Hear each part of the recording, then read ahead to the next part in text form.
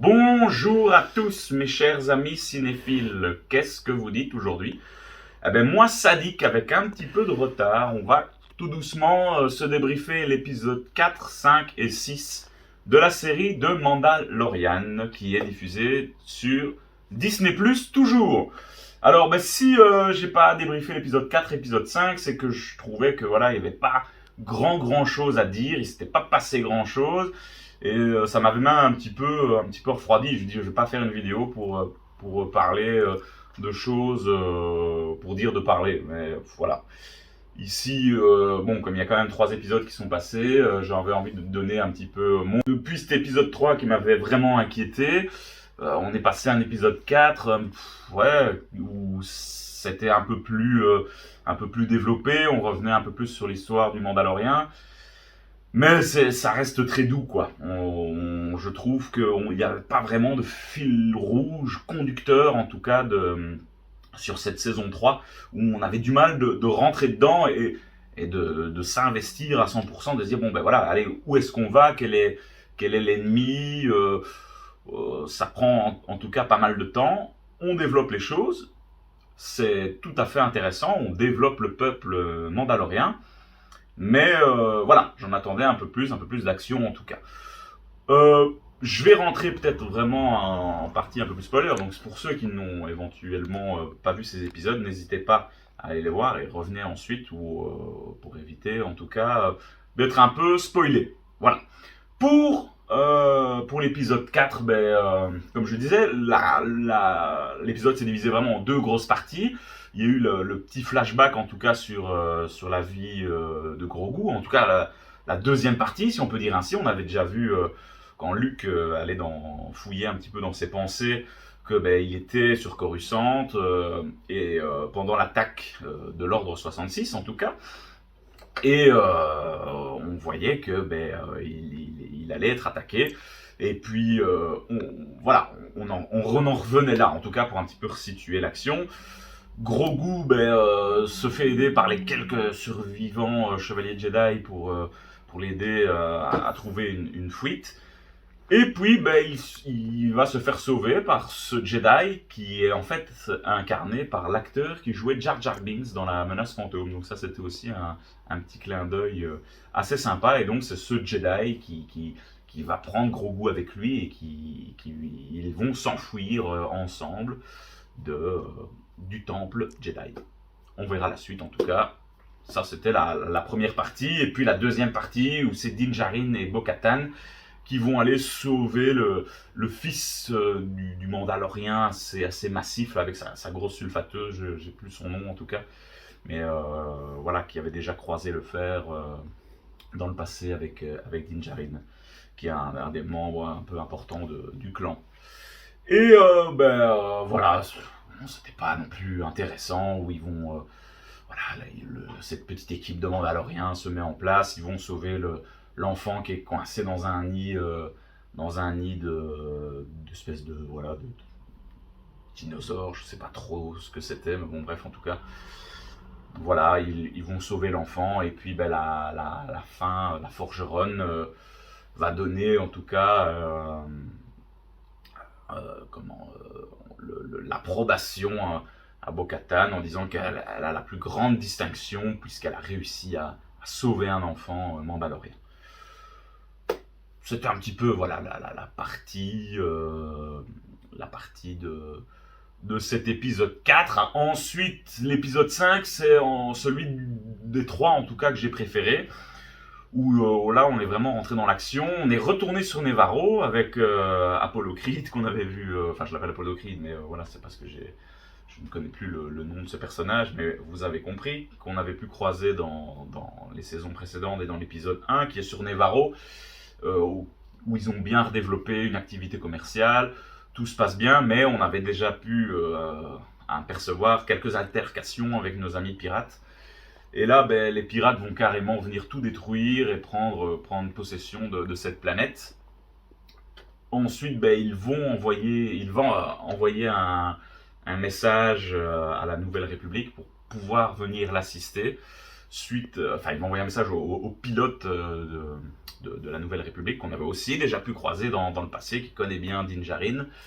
Et là, petit caméo assez sympa, on a cette créature qu'on avait pu voir dans la série d'animation Rebels, Z, je pense. Un personnage qui était assez sympa. Une série Rebels d'ailleurs que je recommande, qui est très très sous-cotée. 2 premières saisons un peu enfantines, mais après ça prend quand même pas mal d'ampleur. Et de toute façon, tous ces personnages, on risque sûrement de les revoir dans la suite de Star Wars. Et puis, ben voilà, là, on comprend les limites de la Nouvelle République, qu'elle a un champ d'action en tout cas assez réduit et que c'est compliqué pour elle d'intervenir dans les systèmes en tout cas éloignés. Et là, ils n'ont pas le choix que de demander du soutien aux Mandaloriens. Et là, c'est en tout cas tout le clan mandalorien qui va venir sur Nevarro pour venir les assister à ce peuple. Et là, on va partir dans une chouette petite escarmouche, en tout cas, où on peut voir toute la facilité et l'expérience de la guerre des Mandaloriens qui vont reprendre possession de la planète et détruire ce vaisseau pirate qui avait attaqué la planète Nevarro. Et puis l'épisode se termine un petit peu sur un questionnement. On ne sait pas trop vers quoi ça se dirige, mais on comprend que le Moff Gideon, le grand méchant des 2 premières saisons, a été apparemment libéré par des Mandaloriens. Alors, quel clan? On ne sait pas. Est-ce que c'est les Mandaloriens qui étaient avec Bo-Katan et qui l'ont quitté? Ou est-ce que c'est le clan de Din, mais qui ne sont pas au courant? Voilà, ça c'est encore un petit point d'interrogation autour de tout cela. Voilà, ça sera sûrement exploité dans les derniers épisodes. Mais c'était en tout cas l'épisode le plus sympathique, où il y a eu le plus d'action, et visuellement, ça, s'il y a bien quelque chose qu'on ne peut pas reprocher à cette série, c'est qu'elle est magnifique.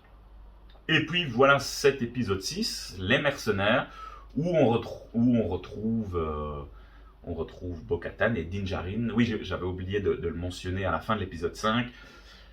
La forgeronne des Mandaloriens dit que Bo-Katan est la meilleure personne pour réunir tous les clans mandaloriens, puisque c'est elle qui a vu le mythosaure. Elle s'est repliée au mode de vie mandalorien, et donc elle lui donne pour mission d'aller rechercher son clan, chose que ils font au début de l'épisode 6. Din et Bo-Katan partent sur cette planète Paradise, je pense, pour aller voilà, un petit peu retrouver ces Mandaloriens. Avec Sasha Banks qui était présent, une catcheuse que j'appréciais quand même pas mal, qui n'a jamais une ligne de dialogue, mais voilà, ça c'est juste aussi un petit clin d'œil. Et les voilà donc sur cette planète où ils vont se voir encore une fois confier une mission.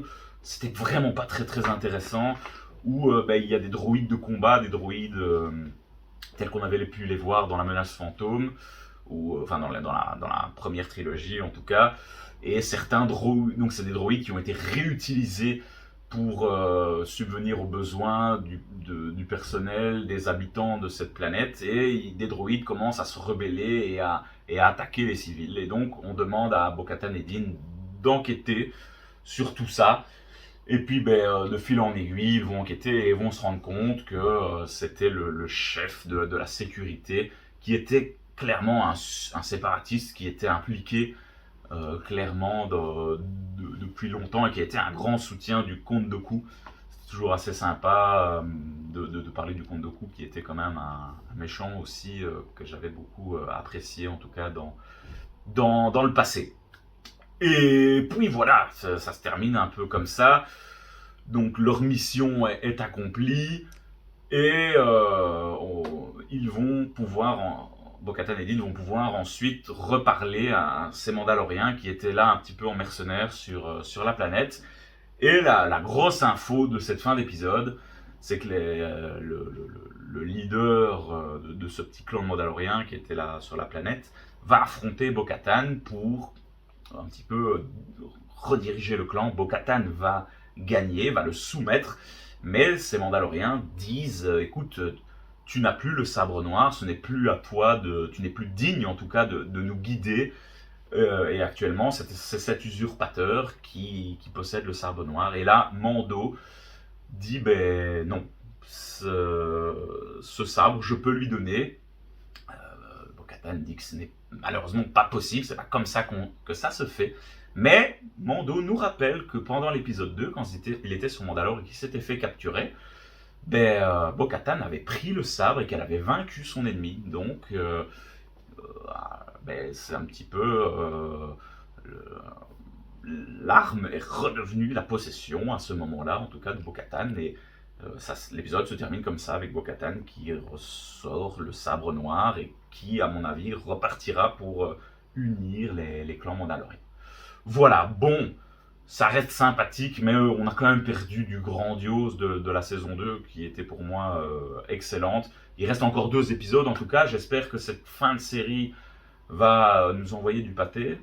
Voilà, c'est sympa, c'est beau, mais ça manque un petit peu ce petit truc, ce waouh. Voilà, je ne l'ai pas encore vraiment ressenti, j'ai pas eu le frisson, j'espère que je pourrais l'avoir sur cette fin d'épisode. Voilà, on se retrouvera la semaine prochaine, en tout cas, pour débriefer la suite de cette série, The Mandalorians. Voilà, à très vite les amis, salut!